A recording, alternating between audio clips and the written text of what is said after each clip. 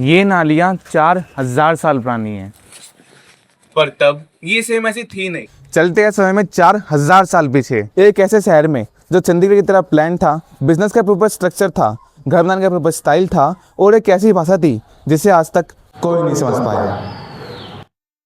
और मैं यहाँ यूरोप के किसी डेवलप शहर की नहीं, बल्कि भारत के 4000 साल पुराने हड़प्पा शहर की बात कर रहा हूँ, जो आज पाकिस्तान में है, जिसका ड्रेनेज सिस्टम आज के दिल्ली मुंबई जैसे शहरों को बीट करता है। पर इनका ड्रेनेज सिस्टम आखिर काम कैसे करता था, चलिए देखते हैं। तो देखो, अगर आप हड़प्पा शहर में रहते तो आपको अपने घर से गंदा पानी निकालने वाले पाइप गली की तरफ रखने पड़ते, ताकि ये नालियां सारा गंदा पानी शहर के बाहर लेके जा सके। और इन नालियों को लाइमस्टोन से बने हुए कवरिंग से ढका जाता था, और समय समय पर इनकी सफाई भी की जाती थी। और ये नालियां ईंटों से बनी होती थी, और हर एक ईंट एक परफेक्ट रेशियो में बनती थी। जैसे कि एक ईंट है तो दूसरी ईंट भी इसी के साइज की होगी। जैसे मान लो कि अगर इस ईंट की हाइट 1 इंच है तो इसकी ब्रेथ 2 इंच होगी और लेंथ 4 इंच। और ऐसे एक ईंट बनी, ईंट से दीवार, दीवार से घर, और ऐसे करते करते पूरा शहर बन गया।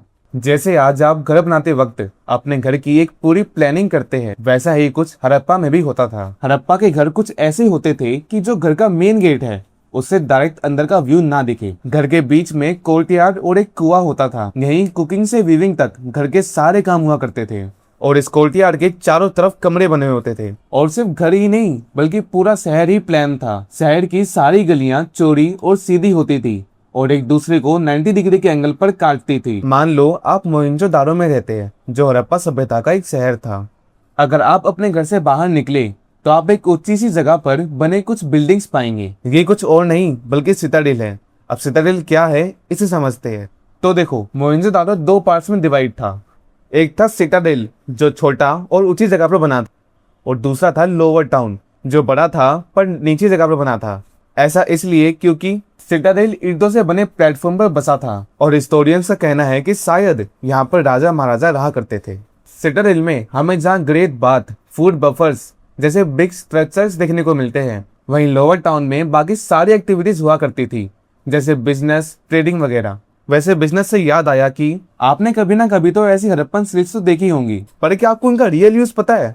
इनका यूज होता था बिजनेस में। जैसे आज मोबाइल फोन के बॉक्सेस पर लगी हुई सील से पता लगता है कि ये मोबाइल सेफ और फर्स्ट टाइम परचेस है, वैसे ही उस समय में एक बोरी में सामान भर उस पर गांठ लगाकर उस पर गीली मिट्टी लगा के ये सील्स प्रेस की जाती थी, ताकि कंफर्म हो जाए कि ये सामान बीच रास्ते में नहीं खोला गया और ये बिल्कुल सेफ है। पर इन सील्स पर लिखी हुई भाषा को आज तक कोई नहीं समझ पाया, क्योंकि ये आज के इंग्लिश और हिंदी भाषा की तरह वोवल्स और कॉन्सोनेंट्स वाली नहीं, बल्कि साइन वाली लैंग्वेज थी, जिसे राइट टू लेफ्ट लिखा जाता था। ऐसा हमें इसलिए पता है क्योंकि जैसे हम जब लिखते हैं तो जगह कम पड़ने की वजह से लास्ट में छोटा लिख देते हैं, वैसे ही सेम पैटर्न हमें हड़प्पन सील्स के लेफ्ट साइड देखने को मिलते हैं। पर ताज्जुब की बात यह है कि इसे अभी तक समझा ही नहीं जा सका, और हिस्टोरियंस इसके बारे में कुछ नहीं जानते। पर आप ये वीडियो देखने के बाद हड़प्पा शहर के बारे में तो बहुत कुछ जान गए होंगे।